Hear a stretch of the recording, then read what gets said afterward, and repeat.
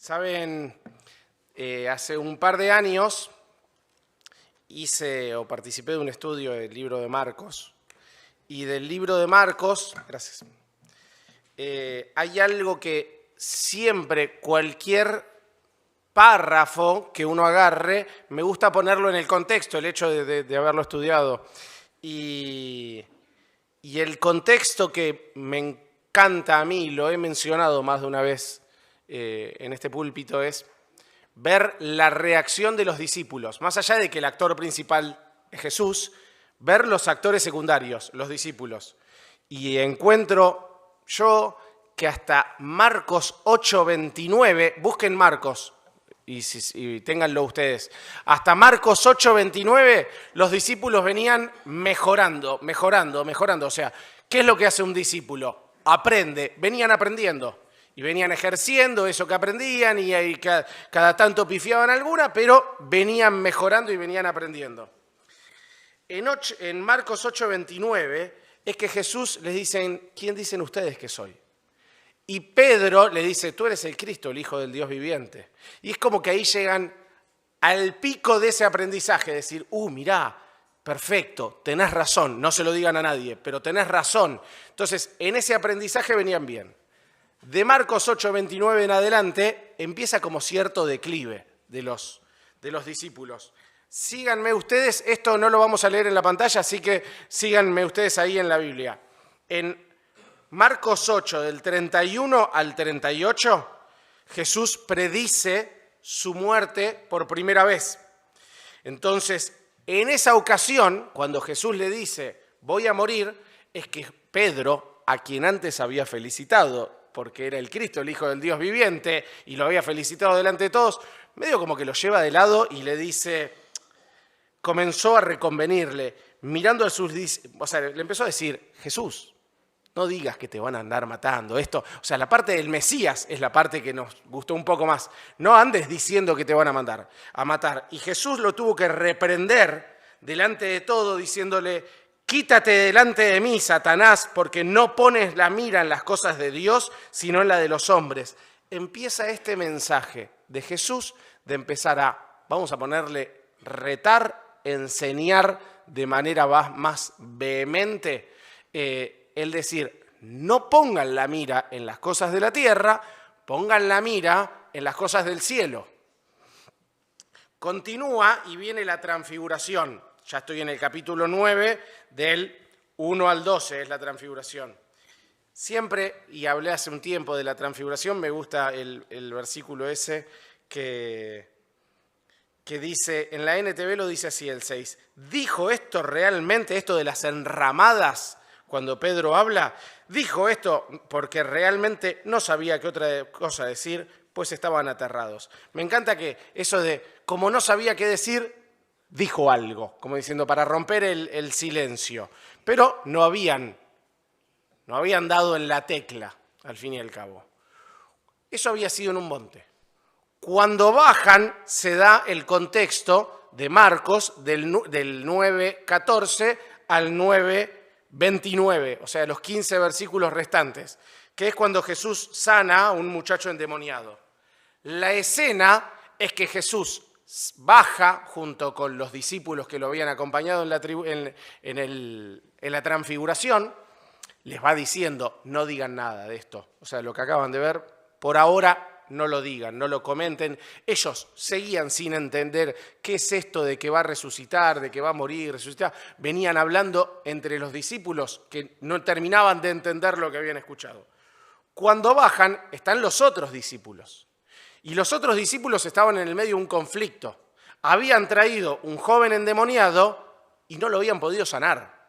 Pero no es que ellos no sanaban, ellos ya habían sanado discípulos. Cuando Jesús los había enviado, en tu nombre hemos hecho milagros, en tu nombre hemos sacado demonios, en tu nombre... O sea, ya habían hecho de esos milagros. Sin embargo, en este caso no habían podido. Ahora, se da el versículo más fuerte que encuentro yo de Jesús en este contexto de ir retándolos, que está en el 9:19, que le dice, oh generación incrédula, ¿hasta cuándo he de estar con vosotros? ¿Hasta cuándo he os he de soportar, traédmelo. ¿Hasta cuándo los voy a tener que soportar? ¿Hasta cuándo van a tener que seguir siendo incrédulos? No hablaba de toda la gente, hablaba de los discípulos que no habían podido. A la gente no la andaba tratando Jesús así, diciendo, otro endemoniado, ¿hasta cuándo van a tener endemoniados? No, le dice, ¿hasta cuándo van a seguir siendo incrédulos a los discípulos? ¿Hasta cuándo los voy a tener que soportar? Había pasado algo en ese capítulo que es a partir del fracaso de los discípulos de sacar al demonio, el padre ya empezaba a tener dudas y le decía, ¿puedes hacerlo, Jesús? ¿Por qué? Y porque, no sé, todos dicen que puede, pero yo se lo traje a tus discípulos y tus discípulos no pudieron. Entonces, tú puedes. Jesús termina sanando al endemoniado, se van a la noche, se encuentran ya los discípulos con Jesús y le preguntan, ¿por qué nosotros no pudimos? Y le dice, porque para esto, en la nuestra dice, es necesario ayuno y oración. En otras versiones dice solo oración. Tampoco Jesús venía o no es que venía haciendo ayuno específicamente para eso. Pero se necesita oración. Vamos a decirlo de otra manera. ¿Se habían olvidado de orar? Lo habían intentado hacer de vuelta. En esto de lo divino o lo humano, habían intentado hacerlo de la manera humana y no de la manera divina. Y les invito a leer, sí, ahora, Marcos 9, del 30 al 32. En este momento Jesús predice su muerte por segunda vez. Habiendo salido de allí, caminaron por Galilea y no quería que nadie lo supiese, porque enseñaba a sus discípulos y les decía, el Hijo del Hombre será entregado en manos de hombres y le matarán, pero después de muerto resucitará al tercer día. Y uno más, pero ellos no entendían esta palabra y tenían miedo de preguntarle. Miren, la NTV dice que Jesús no quería que nadie supiera que Él estaba allí porque deseaba pasar más tiempo con sus discípulos y enseñarle. Me gusta interpretar personalmente. ¿Se acuerdan cuando los llamó?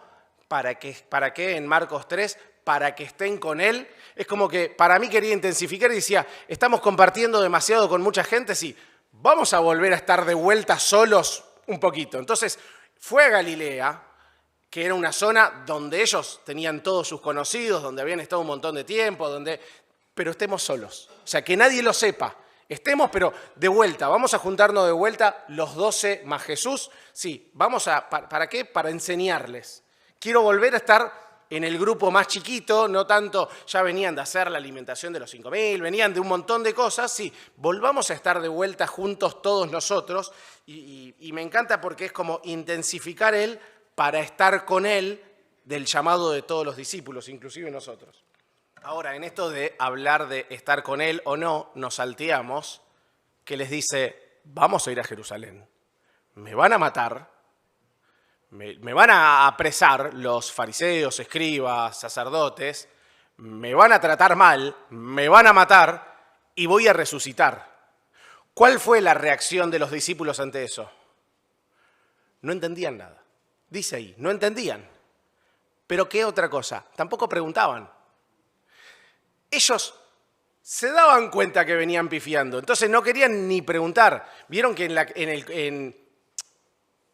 en el colegio, cuando el maestro reta a los alumnos y después de eso como que no vuela una mosca, entonces, claro, viste, no decide ante la duda, no pregunto nada. O sea, cualquier cosa que haga solamente puede embarrar esta situación. Mejor ni pregunto, porque dice, ellos no terminaban de entender, pero tampoco querían preguntar. ¿Qué hace un alumno? Aprende, ¿cómo aprende? Y cuando no entiende algo, tiene que preguntar. Es como que venga, no sé, alguno de mis hijos y me digan, no entendí tal tema, ¿levantaste la mano o preguntaste? No. Y preguntarle a la señorita. O sea, bueno, ellos ni se animaron a preguntar.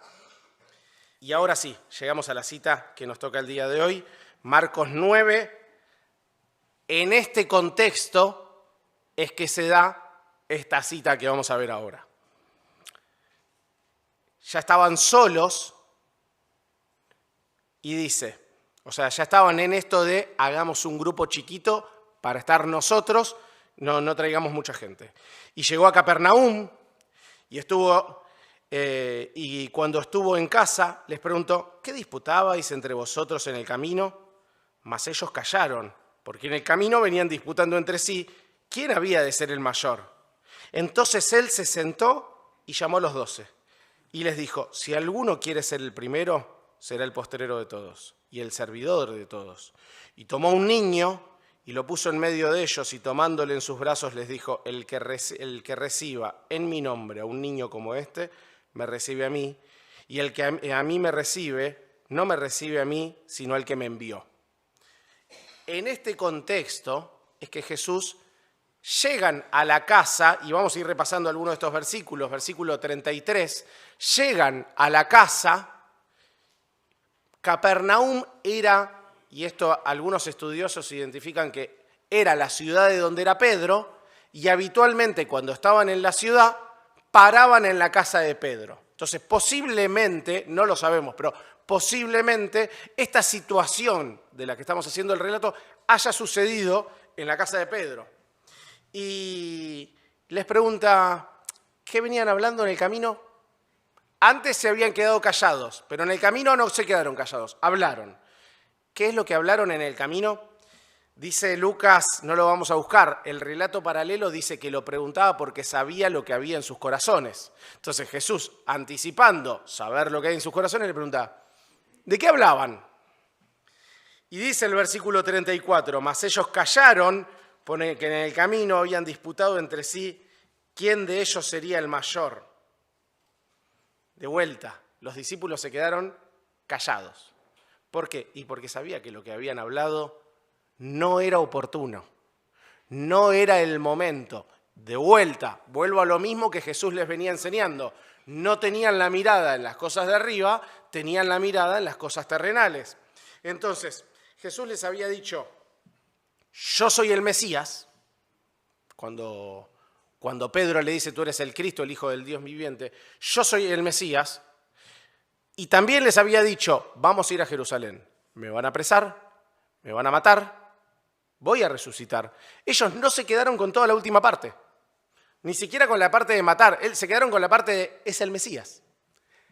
Es el Mesías. Y si es el Mesías, empecemos a ver quién va a ser el más importante. Y acá, mi imaginación me lleva a distintos lados. ¿Qué ministerio se habrá autootorgado cada uno? Yo me hice mi listadito. Totalmente infundado, pero es divertido hacer estas cosas. Pedro me lo imaginé como primer ministro. Jacobo y Juan, ministerio de pesca. Mateo, ex contador, ministro de economía. Judas, presidente del Banco Central. Simón el Celote, ministro de seguridad y defensa. Y Tomás, jefe de los fiscales, para andar investigando. Estas pavadas son las que me pongo yo a imaginar mientras cocino en casa. No, pero digo, se habrán ellos, no importa cuál es el ministerio más allá del chiste, se pusieron ellos a pensar, cuando sea Mesías, cuando sea rey, sí, ¿qué rol vas a tener vos? ¿Qué rol voy a tener yo? ¿Dónde te vas a sentar vos? ¿Dónde me voy a sentar yo? ¿Cómo vamos a ejercer el poder? Lo que venían discutiendo era eso, más allá del chiste. Digo, venían discutiendo eso. Cuando él sea el rey, cuando empiece a ejercer el reino, sí, ¿qué rol vamos a tener nosotros? ¿Con qué parte te vas a quedar vos? ¿Con qué parte? No, pará, ¿cómo que te sentás vos a la derecha? Yo quiero sentarme a la derecha. Esa clase de discusiones eran las que venían teniendo. Por eso Jesús les pregunta. Ahora, ellos sabían que no eran oportunas esas discusiones. Porque si no lo supieran, hubieran hablado. Pero se quedaron callados porque sabían que no correspondía. En el versículo 35 dice, entonces él se sentó y llamó a los 12. A nosotros nos puede pasar desapercibido él se sentó, como que venís charlando y te sentás. Sin embargo, de vuelta, aquellos que estudian lo que dicen es, el maestro que tenía a sus discípulos, cuando se sentaba les voy a enseñar algo.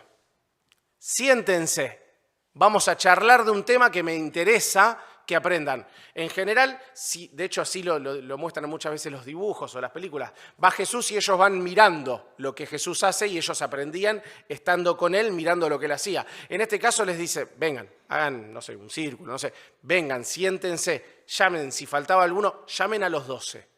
vengan los 12, me voy a sentar, vamos a charlar de este tema.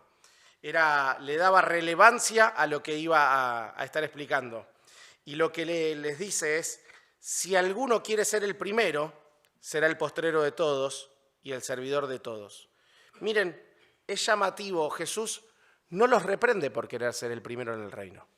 No les dice, ¿cómo van a querer ser el primero en el reino? No, no, no.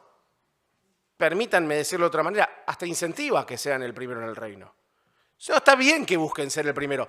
Es similar a cuando Pedro les dice, los que corren, sí, corran para alcanzar la meta, o sea, métanle para ganar.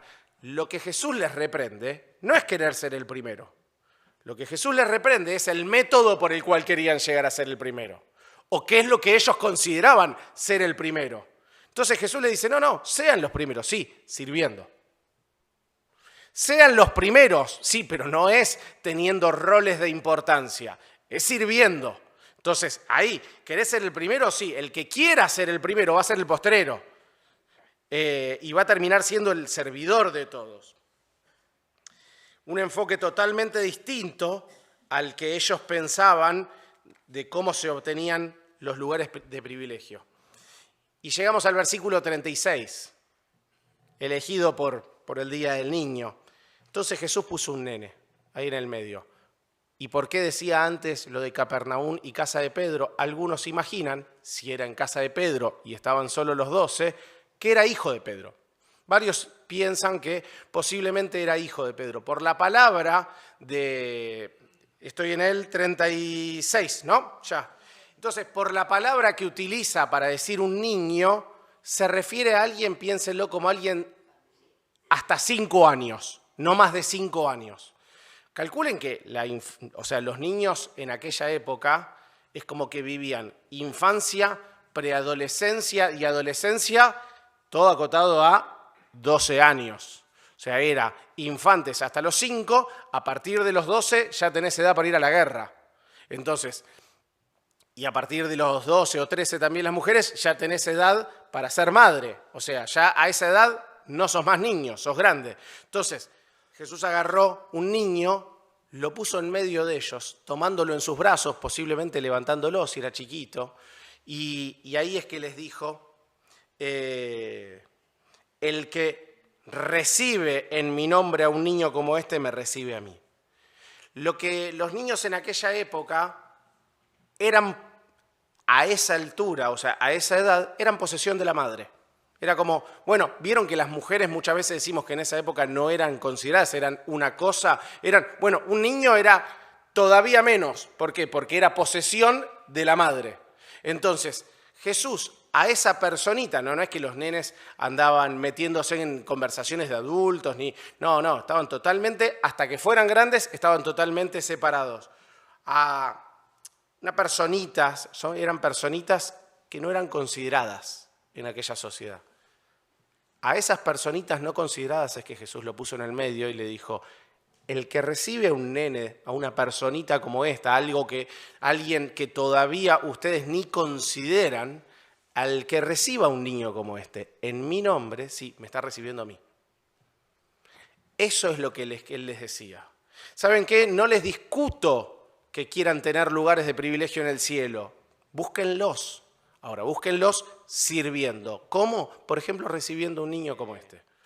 No lo busquen, se los leo yo, pero ahí en Mateo 24 hay una cita que me gusta, se las voy a leer recortada, es bastante más larga, pero le saqué algunos ejemplos. Dice, hablando de un rey, ya hablando en un tiempo futuro para nosotros, dice, venid, el rey les dice, venid, benditos de mi Padre, heredad del reino preparado para vosotros desde la fundación del mundo. Esto dice el Rey de Reyes y Señor de Señores en un futuro. Porque tuve hambre y me diste de comer, tuve sed y me diste de beber. Entonces los justos le responderán diciendo, ¿cuándo te vimos hambriento y cuándo te sustentamos o sediento y te dimos de beber? Y respondiendo el rey les dirá, de cierto os digo que cuanto lo hicisteis a uno de mis hermanitos más pequeños, a mí me lo hicisteis. Lo que está relatando es un evento del futuro, en un evento de cuando el mundo ya termine, dice que separa a la gente que va al cielo y a la gente que no, esto la manera en la que lo relata o lo expone en ese momento, y les dice, vengan ustedes, pasen al cielo. Lo está relatando de esta manera. Y ellos, lo que a mí me sorprende es, porque me dieron, cuando tuve sed, me dieron de beber, cuando tuve hambre, me dieron de comer, y cuando ellos van pasando dicen, perfecto, paso, muy contento yo, pero ¿cuándo te vimos sediento y te dimos de tomar? ¿Cuándo? Y el rey les dice, cuando lo hicieron un pequeñito. Totalmente alineado con lo que veíamos recién. Cuando alguien hace en el nombre de Dios a un pequeñito algo, es que eso es considerado un acto que sirve para obtener lugares de privilegio. Y cuando decimos los chiquitos, decimos cuando servimos a Dios de esa manera es que obtenemos el beneficio. El beneficio de la recompensa. ¿Por qué hay recompensa? Alguna vez hablamos de esto. Hay una recompensa en el cielo y no está mal que sea buscada, se busca sirviendo. Y aparte, vale la pena decir, la recompensa que uno tiene en el cielo, en el mismo relato, después la pone al pie de Jesús y le dice, Jesús, esto tengo para vos. Entonces, nada, qué feo llegar sin nada ahí. Ahora, es importante tener presente siempre que el servicio es en nombre de Dios. Yo cuando hablamos con los maestros siempre les digo, a mí me demanda acordarme, y también lo he manifestado, que cuando uno sirve es para Dios. Porque es fácil caer en una comparación. Quiero tener hoy el mejor día del niño porque comparo contra el día del niño que hacía Damián, o contra el de Adrián, o contra el de... porque uno se compara, o porque quiero hacerle porque lo ven los padres, o para las fotos. Es fácil caer en hacer las cosas para que las vea otro. Bueno, lo importante en todo servicio es recordar de esto lo hago para Dios. Y lo digo yo para mí, pero piénsenlo ustedes todo el tiempo cuando predico, cuando expongo, cuando vengo temprano a hacer el mate cocido, cuando hago una pizza, cuando no es que me digan que está rica, no es que me digan que gracias, lo hago para Dios. Porque si me dicen que no les gustó y yo lo hice de corazón, también sirvió. Y si me equivoqué y en vez de ponerle azúcar le puse sal al mate cocido y quedó horrible, si lo hice de corazón, sí, el servicio sirvió. El mate cocido no, pero el servicio sirvió. Es importante todo el tiempo tener presente a quién sirvo y por qué lo sirvo. Mientras preparaba el mensaje, lo relacionaba a los mozos.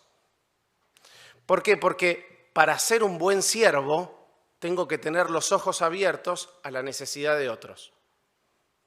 Y vieron que a veces vas a un restaurante y tenés el mozo que está atento y se te terminó el pan y te trae la panera, se te cayó un cubierto y te trae uno limpio, se te terminó la gaseosa y te pregunta ¿querés otra? O te dice no, el plato es muy grande. Y tenés el mozo que, viste, no sabés, tenés que bailar arriba de una mesa para que te vea porque está todo el tiempo mirando para otro lado. Bueno, ¿qué clase de siervo sos?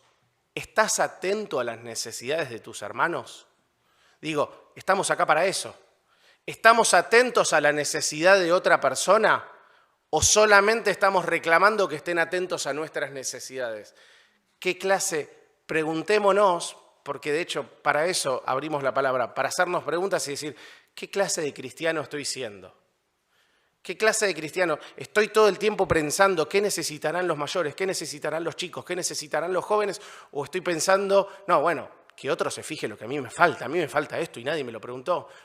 Lo que fuere, o vengo, escucho, me gusta y me voy, pero no abro mi visión a las necesidades de otros. En el relato paralelo de Mateo 18, no lo busquen, dice, agrega algo con respecto a este niño. Dice, si no os volvéis y os hacéis como niños, no entraréis en el reino de los cielos, así que cualquiera que se humille como este niño, ese es el mayor en el reino. Al fin y al cabo también está diciendo, grandes tienen que ser como chicos. Y hay un montón de características que podemos pensar que tienen los chicos que los grandes deberíamos copiar y los cristianos deberíamos copiar acá en la iglesia. En primer lugar, son humildes, lo dice ahí. Tienen que volverse humildes como los chicos. Los chicos, de hecho, cuando hacen algo que quieren que se vea, ¿Saben qué es ese algo? Es para que lo vea el padre. Mirá papá, mirá cómo salto, mirá papá, mirá cómo... Vieron que hacen un montón de cosas, pero siempre para que lo vea el padre. Bueno, nosotros cuando tenemos eso que queremos que nos vea así, mirá lo que hago para vos o mirá lo que estoy haciendo, pero siempre en relación al padre. Los chicos son imitadores y nosotros deberíamos ser imitador de Cristo. Deberíamos copiar. Alguna vez dije del ceño fruncido de mis hijos, cómo me molesta, y se lo sacan a mí. Entonces, cómo se parecen por el hecho de estar con nosotros. Nosotros, de estar con Dios, deberíamos copiarle. Los niños son confiados, a veces por demás, ¿no? Nosotros tenemos la cama en el doble piso de marinera, y a veces como que se ponía ahí, ahora ya crecieron, pero Lupe se ponía ahí y se tiraba directamente. Y ella confiaba que yo la iba a agarrar, porque ella, me estoy tirando y está papá, ¿cómo no? O mismo en una pileta, vos le decís saltá, y ellos saltan. Si no los agarrás se ahogan, ellos saben que los vas a agarrar. ¿Por qué? Porque es papá. Bueno, así tenemos que ser nosotros con Dios. No son rencorosos. Ayer sin querer moví algo y lo golpeé a Tommy y se enojó, estaba re enojado. Y a los 5 minutos vino a jugar. Se le pasa. ¿Por qué? Porque los chicos no son rencorosos. No es que se quedan y te dicen, no, ayer cuando giraste sí me diste en la cabeza con el codo. No, se olvidó los 5 minutos. ¿Cuántas cosas, aquellos que somos hijos de Dios, tenemos que copiar acerca de ser siervos? Entonces, para aquellos que somos hijos de Dios, imitemos a los chicos.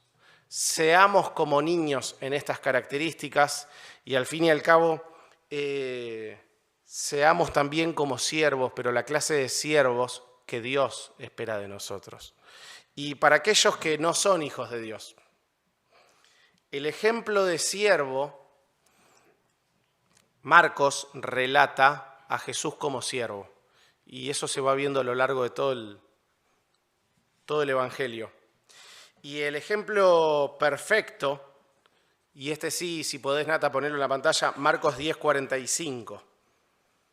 Al fin y al cabo, cuando Jesús se sentó y les dijo, les quiero enseñar algo, ese algo se los enseñó esa, noche, tarde, sentado ahí con ellos, tienen que ser siervos, pero unas semanas más adelante se lo enseñó con su ejemplo, donde Él fue el siervo para que nosotros podamos tener vida. Y relata ahí, dice, porque el Hijo del Hombre, Jesús, no vino para ser servido, sino para servir y dar su vida en rescate de muchos.